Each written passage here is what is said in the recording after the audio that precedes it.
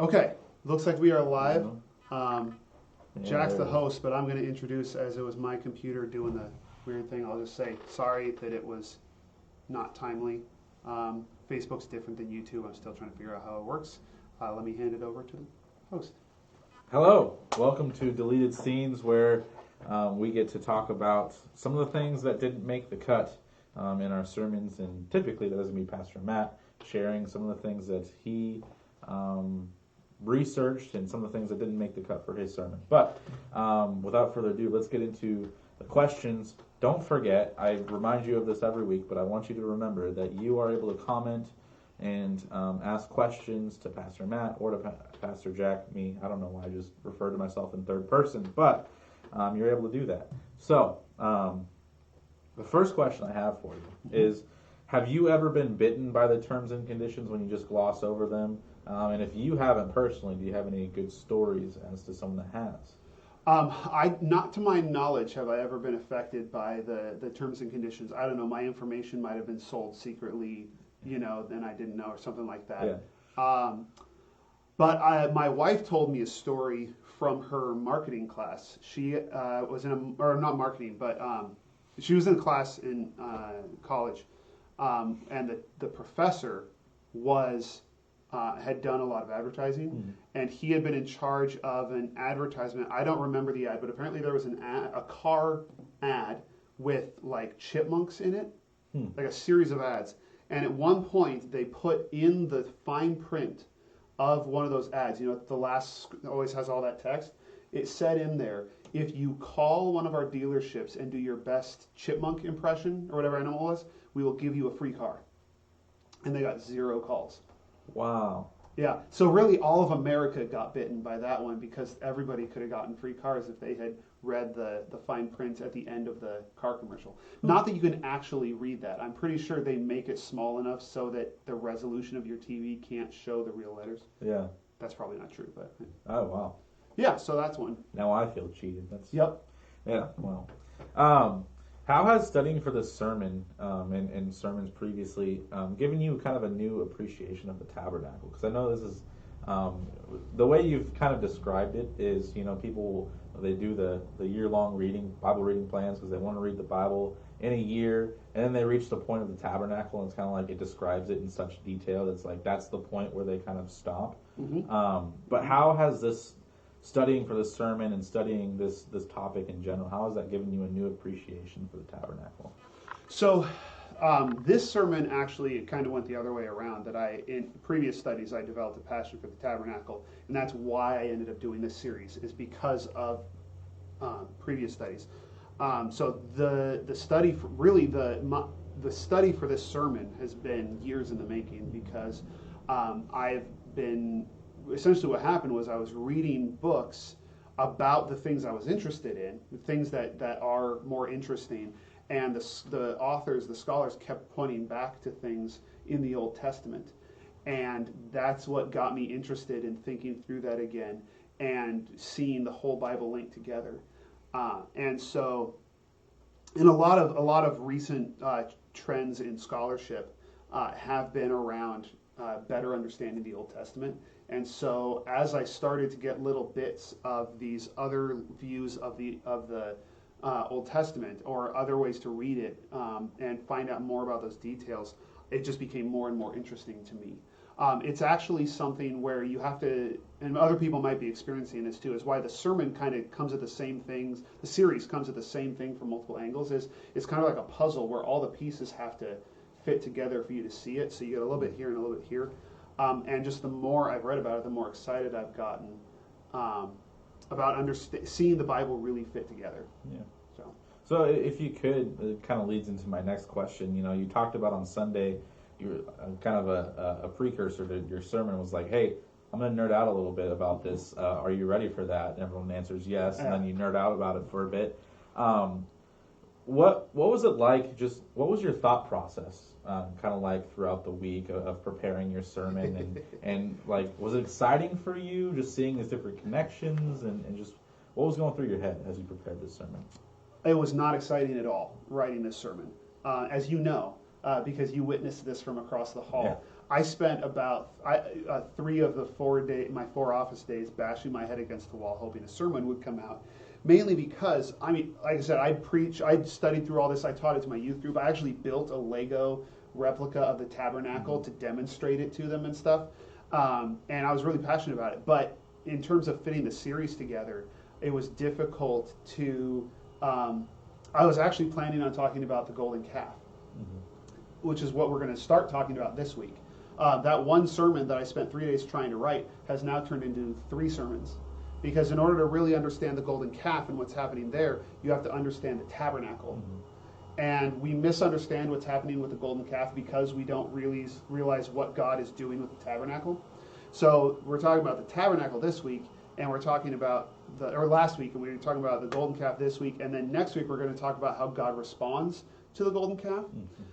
Once I figured out once I figured out how they should be spread out and what the point of each message would be, then I wrote it in like an hour. So there wasn't a lot of excitement. There was some terror and some frustration, and then some relief. Finally, got it done. But that's just but it was easy to do because I built up all that excitement from studying through it and teaching through it with my youth group when I was a youth pastor. You talked a bit about some specific connections that were made between creation and the tabernacle and why it's built the way it is, why God wanted it built the way it was.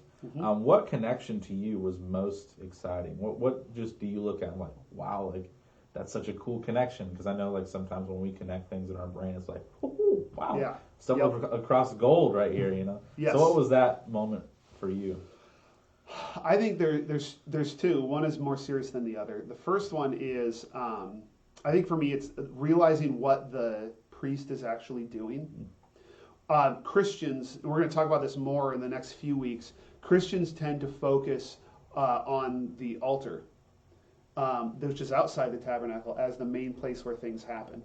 And actually what we really focus on doesn't even happen on the altar. We kind of think it does. We focus on the killing of the animal.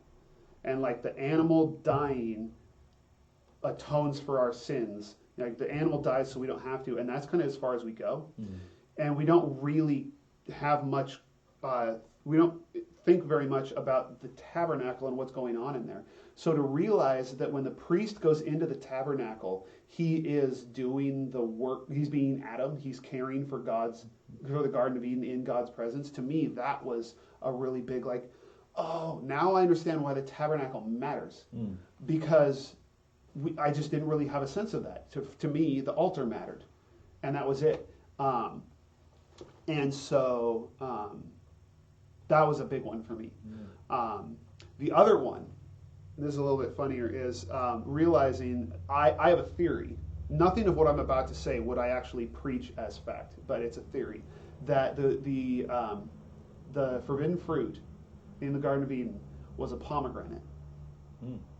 Because they decorated the temple, which was the successor to the tabernacle, same idea, still supposed to be the Garden of Eden, and they put ivory pomegranates in it. In fact, we've discovered an ivory pomegranate that was probably from the temple. What that tells me is they associate pomegranates with the Garden of Eden, which means that a pomegranate might be, or at least the Israelites thought it was, the forbidden fruit. Now, to me, as a pastor, that's significant. Because sometimes we think of, I always pictured Eve just like in the heat of the moment, hey, that looks good, I'll eat it, without really premeditating it. But you cannot eat a pomegranate without premeditation. Have you ever eaten a pomegranate? I have not. Okay, so it takes so much work. It's full of seeds that are all separated by these little films. You have to take it apart, you have to peel it, and then you have to gather up enough pomegranates to make a mouthful and eat it. Nobody eats a pomegranate on the spur of the moment. That means she thought about it. She had time. So did he. Adam and Eve both had time to say no. Yeah. And they didn't. That's interesting. That actually clears up something else that has been a point of confusion in my life. This is completely off topic, but there's this Vine which is just a short little video of this teacher yelling at her students saying no pomegranates. They just keep saying no, no, no pomegranates. Maybe that's why, because you have to take it apart and it just gets messy or something. Anyway, That I was think, completely besides the point. now what I heard was that was a teacher. It's out of context. She's actually teaching them how to act outraged. So she's just Possible. shooting pomegranates. I don't know. It's I still a love funny video. pomegranates. It is a Yeah. funny video. All right. The fifth question I have for you. Remember, you can add in any questions you have for Pastor Matt. Just comment those, and we'll read those off. But there's a significant image of unity in this scripture, talking about the Israelites and working with God to build the tabernacle. How underrated would you say this image of unity is? I would say, by and large, the message of unity is one of the most underrated messages in Scripture, perhaps the most underrated message in Scripture, because we often treat it as like a secondary part of the gospel, like it's supposed to be a side effect. Mm-hmm. Like the idea is, if everybody really followed Jesus, they would end up all agreeing, and then we would have unity. Once everybody becomes Christians and really takes the Bible seriously. And what we really mean is, if you took the Bible seriously, you would read it the way I do. Mm-hmm. So if everybody was a good enough Christian, they would all see things the same way, and they would all have unity. So let's just work on making everybody agree with me, and then we'll have unity. The truth is that unity and reconciling people to each other is one of the most dominant themes throughout the entire Bible, from page 1 to the last page. It goes throughout every part of it, and we have just selectively read it to miss that message. I mean, that is from Genesis 12. That is central to the mission of Israel, is to bless all the nations, and it grows out from there. And so I think that it's tragic that as Christians we do not realize the power and the mission we have been given to reunite people, and the fact that this book tells us that God is bringing people together, and we have the ability to participate in that project. Especially during times like these, when we are so divided and everything in our society is working to tear us apart and turn us against each other. The idea that God is doing something that reconciles people to each other without forcing them to agree, to me, is just amazing. Yeah. It's what makes me want to do this, to be a pastor, is to serve that kind of cause. Yeah, I really like the idea of participating with God, because I know you talked about that a lot on Sunday, this idea that, God was inviting the Israelites to participate with him in building this tabernacle, and you kind of use the analogy of you and James, and inviting him to participate in building a Lego set with you and everything, and I think that's really amazing. I think one of the misconceptions I've had about the Old Testament is that, God is kind of like more of a distant God in a lot of ways, but in some ways he's also more involved.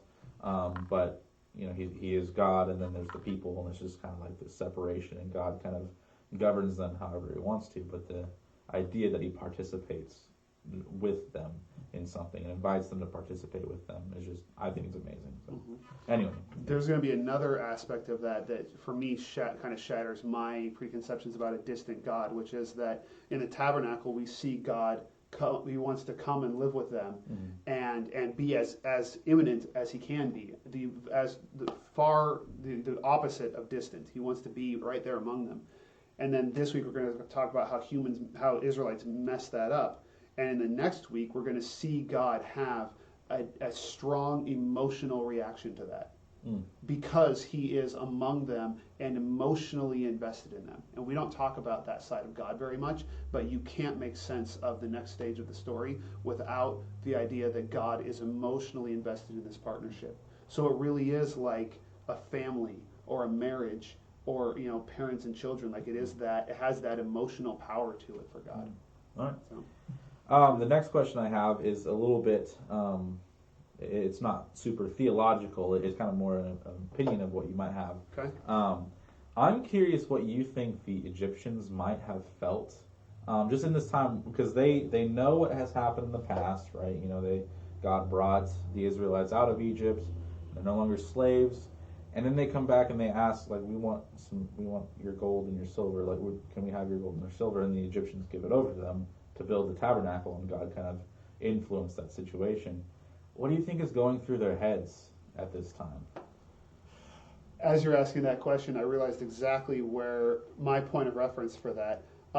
It occurs to me that the Egyptians, on a larger scale, but on the same idea, they probably felt about that year the way we feel about this year. Like 10 plagues, 10 different things, each getting worse, you know? And if you're just a regular Egyptian who may or may not know about this conflict going on between God and Pharaoh, it's just the worst year ever. And honestly, if someone were to tell me, to come up to me and say, hey, I've been the cause of all of this, give me your gold and I'll leave. This is my wallet. You can have it. You can have this to end all the craziness that's happening this year, right? Like, I totally get that. Yeah. So, because it says, like, they just gave it to him. No hesitation, and I get that. You can have it. Take what you need to just make all this craziness end. Yeah. It's like the idea, you know, when someone asks, how can it even get worse? Like, don't ask that question, because it will get worse, you know, that whole idea. And they're like, if we just want it to end, please just take our gold and silver and just leave us alone. Like, we're done with this year, you know? Yep. I mean, how much money could we raise if we could pay to have all this stuff end? Plenty. I know that, you know? Yep. So I know you discussed this a bit, and I think it'd be just kind of nice to hear a little bit more of a clarification as to why there is no need for the tabernacle now, because, you know, it's this idea of God living amongst his people. Why is there not a need for that anymore? The reason there isn't a need for it is because the tabernacle was always a temporary measure. The tabernacle, on the one hand, it's about God living with his people, but it's also about there's these like quarantine measures, which we should resonate with a lot. But there's like all these dividers. There's all these things that keep the people away at a respectful distance from God, because there is such a difference between their spiritual state of corruption and God's holiness that they can't actually coexist. And so on the one hand, it's showing God's grace and love and the fact that he wants to be with them. But on the other hand, they have to keep their 6 feet away. You know, God's wearing a mask. God's got a 6 feet rule. And eventually, the goal is for all of that social distancing, all those barriers to be taken away. And that's what happens through Jesus. And so the tabernacle, the reason we don't need the tabernacle is because we don't need the barrier between us and God because of what Jesus Christ does. The tabernacle in the Old Testament reveals who God is, so that we will understand who God is when Jesus comes and actually saves us from our sin. Nothing in the Old Testament saves us from our sin. Jesus was always the plan for that. And then once he saves us, we no longer need those barriers. So it's a very good thing that we don't need the tabernacle anymore. And I think that's why the curtain is ripped when Jesus dies. That seems to be the symbolism there. So it looks like we have a question or two here. First one is from Heather Clokey. She asked, so do you believe that Adam was just as responsible for the first sin since he was also present? Also, why do you think Adam did not stop Eve from eating the fruit, but instead he too shared of the fruit? So the responsibility for the first sin is interesting, because in Genesis, Eve is the only one who has real agency. Adam's just kind of there and just kind of does it. But then later, Paul will talk about it as if Adam was the only one who did it and Eve had nothing to do with it. And I think it's actually important to recognize that Eve did it, because that's actually a positive thing about how the Bible views women is that their decisions matter. Normally, in other texts of the time, it wouldn't matter what a woman did. Only the man was in control of the relationship. But that means the woman was an equal partner with Adam. Just to go on a little bit of a soapbox, it says that God made Eve to be a helper to Adam, and in our language, helper is lower than the main person. That's not what the Hebrew means. In fact, you know the only other person in the Bible to be described with that word helper in the entire Old Testament? God. All right, that's pretty high. Yeah. The idea helper is someone who is essential to doing the task. Yeah. It is an essential partner. So Adam and Eve are essential partners. The fact that Eve can break the covenant means what she does matters. Yeah. I do believe Adam was just as guilty. Personally, I do not agree with the idea that all human beings are sinful because, like, all human beings are guilty for Adam's sin. That's called original sin, that we inherited Adam's sin, partly because Adam wasn't the first one to sin, and Eve wasn't. By the way, most people put the Bible story together. Eve wasn't the first one to sin. They would say Satan was. So I would say every individual is responsible for their own sin. Now, I would also say that it's inevitable that we will sin because sinful people can't raise perfect children. So I know that every single person is going to be sinful and is going to need salvation without having to say that they were already guilty for someone else's sin. So Adam is just as responsible for his choices as Eve. Yeah. Yeah, I heard a message in college one time from a staff member, and he was talking about that whole idea of the helper, and how our idea of that word helper is that it's lower, but it's more in reality. You ever see the playing card towers that people build, and they're like leaning against each other. Houses of cards. Yeah, and they're not going to stand if they don't lean against each other and support each other. And that's more so what that word means. And I believe that word is ezer connecto, which is just the Hebrew word for it. But it's more so just they're supporting each other, and they're more so equal in that. But they have different roles. So obviously they're pushing different ways. So I just thought that was an amazing way to think about it, and also brought some clarity on that word, helper. It's like, okay. But, yeah. Kudos to you for remembering the word, because I didn't remember the word. I just remembered what it meant. I just remember that message. It was really good. Rosa, unfortunately, the Lego Tabernacle has been dismantled. But you can also, I ended up replacing it with a model that we bought that I think, models of the Tabernacle can actually be really interesting and helpful. So that might be a good way to go too. Yeah. So the next question I have for you is, how would you describe God's intentions for the church? And kind of rephrasing that, he had a purpose for the tabernacle, and that purpose was to live amongst his people. And how does that relate to the church today? Yeah, I think that we talked about in the sermon, there's a very intentional connection in the New Testament. They take the temple and the tabernacle, and they say, we are the new version. And they will even say, or the New Testament kind of indicates, the temple was destroyed the last time because it was no longer needed. That means that we are meant to fulfill that same role. And we're going to talk more as we get into the sacrificial system and things like that about the functions that the tabernacle played. But that means that we are also supposed to be known as the place where God dwells. Not our buildings, except when they're full of people, but in the people. And on an individual basis and as a group of people, we're supposed to be known as the place where God dwells. And so that means that all the symbolism is meant to carry through. I can't be decorated like Garden of Eden, but I am supposed to be a new Adam. I am supposed to be as close to that original design for humanity as God's grace allows me to be on this side of heaven. And the churches are meant to. So we talked. One of the reasons I'm glad we're doing this on Thursday is because we had a small group yesterday and went through the discussion questions in the sermon outline in our small group. And Casey, my wife, was talking about how God rested in creation, and so she really keyed in on the idea that churches are meant to be a place of rest. That you should be able to come into a congregation and rest from all of the, just the garbage in the world and the pressure. Okay, we're back up. I don't know what just happened, but we cut out, our feed cut out. Oh.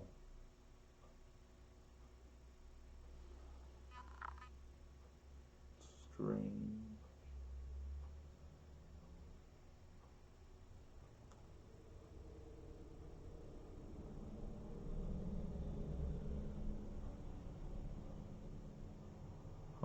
I mean, I'm still showing live. I can try to reload it. but this shows it's. I don't know if it's. Somebody want to comment something? Tell us if you can still see us. Oh, Casey said fine now. Okay. I have it pulled up. Okay. Here. That was weird. Yeah, I don't know. Suddenly it's stopped sending. Everything was working, but they weren't connecting. Sorry about that. I don't know where I was, so we'll just continue on. Yes. So final question I have for you was that there was a period a couple weeks ago where I think it was more than a few weeks ago where people were kind of ended up being exiled from their places of worship, right? Mm-hmm. The fires displaced a lot of people, and they weren't able to go to their church buildings. And there was a period in time where Israel was exiled from their temple, and their temple was destroyed. Could you compare and contrast those two, how they might be similar or different? Or yeah. So the loss of the temple was the major theological crisis in the Old Testament. It's one of the most important things that happens. And what you end up with in Judaism and Christianity are two different responses, two different interpretations of what God is doing. It completely rocked the Israelites' world to lose the temple, to lose the presence of God. And as you understand what the tabernacle is, it can help to inform. Now you understand more of why it would completely shock them that God just doesn't live. And it actually got destroyed by foreigners, like an invading army overpowered them and destroyed it. And that will challenge people's categories. That will challenge people's assumptions about what God is doing and what God has promised. And I think for a lot of people who when we were in exile from our buildings, and more so probably when church buildings were burned up and destroyed, it challenged their assumptions about what God was doing or what God was going to do. It really this is common with Christians when we experience tragedy. I realize that people die all over the world all the time, every day. But when someone close to me might die or does die, then suddenly that is a challenge to my understanding of what God is doing in my life, because I didn't think He was going to do that. And we have a choice in those moments to, we can reject God and just say, well, He must not be in control. And a lot of Israelites did that, and they just joined other cultures and religions. They just became Babylonians. Or we can hardline and say, no, my original expectations were right, and I'm going to continue to fight for them. I'm going to try and force it to look that way. And we had some churches who would do that, just say, no, we're just going to keep meeting. We don't care what the law says. Bring your handcuffs. And I don't think that would be the right approach. It's why we didn't do that. But then we also, I think what ultimately you have to do, and what we find happening in Scripture, is having to trust that God is still in control. The main reason why there were so many prophets predicting the fall of the temple was so that people would know that God allowed it to happen, that He was still in control even though His temple had been destroyed. And we just have to remember that God is still in control, and so what's happening is within His plan for the world, and we need to understand our mission within that, which means my understanding of the mission of the church cannot be dependent on having a building. It can't be dependent on having everybody in one place every Sunday morning. If the only way for us to be the church is to be in one place on Sunday morning, then our vision for being the church is too small. So we have to adapt to that. And that's what the Jews had to do after the temple was destroyed. It is very difficult. And I would imagine, with the exception of one chapter in Jeremiah, they were feeling the same way. As how many times have we said, there's no roadmap for this. There's no rule book. There's no plan. We just got to roll with the punches. Yeah. That's hard. Yeah. It seems like that's some of the most emotional points of Scripture, too, is when they're reflecting on the temple being gone and being exiled from their homeland. Yep. It really hits you hard when you read it and you kind of understand a little bit of where they're coming from. Yep. So. Yep. That is all the questions I have for you. Is there anything else that you would like to share as we give our viewers another moment to ask a question if they'd like? Keep in mind,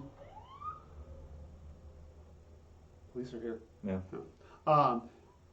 Just keep in mind the picture of what the tabernacle is meant to be, because what we're to give you a little bit of a spoiler for Sunday. What we're going to find out is that the Israelites they were trying to replace the tabernacle, and what they come up with is you really understand the impact of the golden calf if you compare the beautiful vision that God gave Moses in chapters 25 through 31 with just this really crude thing that they come up with on their own in chapter 32. So kind of hang on to that for next week, because that's important to have read through all those details and have this elaborate, beautiful vision, and then say, yeah, they made a gold cow.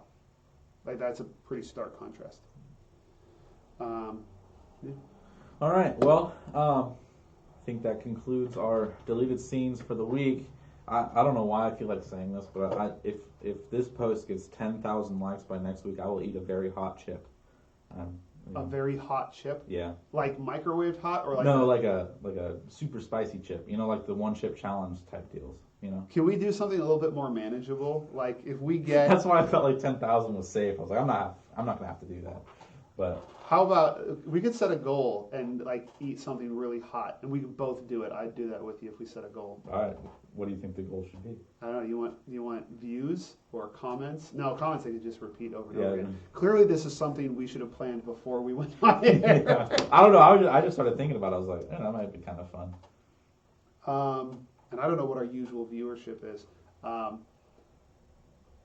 about for next week the number of people who watch live? Okay. If we get 15. 15? We'll find something super spicy that's worth it. If we can get 15 live participants, we will eat something super, super spicy. Yeah. At the end, afterward. I don't want to try and theologize while I'm crying. Yeah. I thought that might be kind of fun to do the interview. I mean, that's kind of what they do on Hot Ones when they interview people over spicy hot wings. Maybe we should do that then. Yeah. We'll do an interview while we're crying. Yeah. All right. Okay, tell your friends. Tell your friends, tell your moms, tell your dads, tell your kids, tell your dogs, tell your cats. The pastors will eat spicy things. I'm thinking like spicy chocolate, but you know, we could do something different. Something painful. We'll figure it out, yeah. All right, so make sure you tune in next week so you can force us to... we have... Oh, here we go. We have another question. So here's an interesting... was the New Testament temple as exact as described in the Old Testament? Mainly, did they follow all the same laws to the letter? Here's something interesting, and it actually goes to support what I was saying in previous sermons about the law not being the way we think of it with these strict regulations. There is nothing in the law about a temple. The law describes a tabernacle, and then they just build a temple instead. It describes them building the temple, but there isn't any... God doesn't give them blueprints for it. I think he gives them wisdom, but he doesn't give them blueprints. It does, the temple in the Old Testament and the temple in the New Testament both follow the same basic structure, where you have the ark. Well, in the New Testament, the ark was gone, which is where God's presence is supposed to be. But you'd have the Holy of Holies, and then you would have the main area with the lampstands and everything, and then the courtyard where they did the sacrificial system. But there isn't, and so it did follow the same basic ideas, but God didn't give them the same blueprint for the temple. It seems to be that God trusted them to build the temple or enabled them to build the temple without as exact blueprints, which I think is interesting. The temple in the New Testament did follow the same outline. They did, one last thing. I know we're going long, but you asked a really important question. They did add something that I think is significant. They added additional barriers. So in the tabernacle, there was a fence, and you could only go inside the fence under these conditions, when you're doing something at the tabernacle, and you had to be clean to enter the fence. But as long as you were clean, you could go in the fence in the courtyard and do your business. Any Israelite could come in and do their business at the tabernacle. And, the temple that, when Jesus was alive, had a series of courtyards.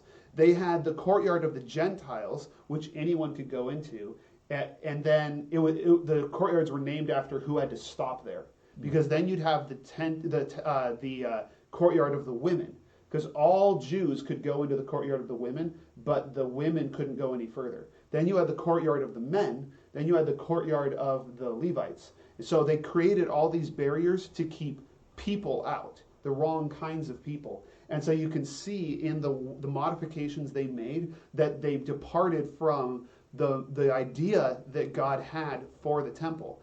And when Jesus comes in and he overturns the tables, he quotes from Isaiah. He says, my house will be a house of prayer. And in that verse, what it says, and one of the Gospels has the full quote, he says, my house will be a house of prayer for all nations, but you have made it into a den of robbers. Jesus is upset because they changed the design. They turned the temple into a place where they could hide from the nations instead of a place where the nations were welcome.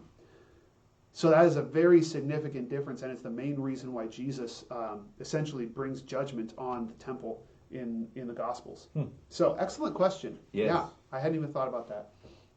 All right, well, next week, Thursday, October 15th, 3 p.m., tune in again, and make sure you tell others about it, and you'll force us to go through some pain and agony. So It'll be awesome. Yeah. All right, so thanks for joining us. Pastor Matt, would you like to sign off for us? Stay healthy, stay hopeful, go in peace to love and serve the Lord.